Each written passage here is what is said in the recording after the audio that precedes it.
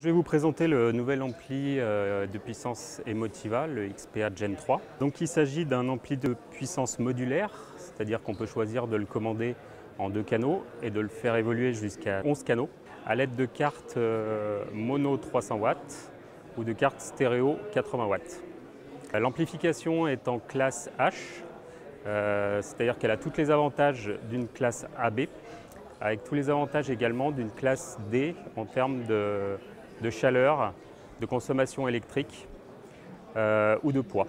À l'arrière, on retrouve en connectique des XLR et des RCA, toutes plaquées or.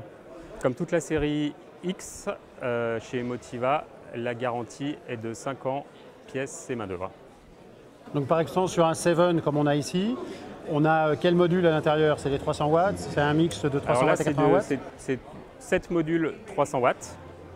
Et si on choisit de partir sur du 11 canaux, on a là, cette fois 3 modules 300 watts et 4 modules stéréo de 80 watts. Voici donc les différents modules d'amplification.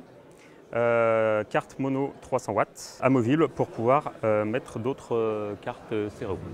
Ça veut dire qu'on peut faire donc évoluer à partir d'un appareil qu'on a acheté à un moment donné, on peut décider d'augmenter le nombre de canaux. Voilà, tout à fait. C'est vraiment évolutif. Quelqu'un qui veut uniquement du stéréo choisira 2 canaux. Quelqu'un qui veut amplifier de meilleure qualité ses 3 enceintes frontales choisira du 3 canaux.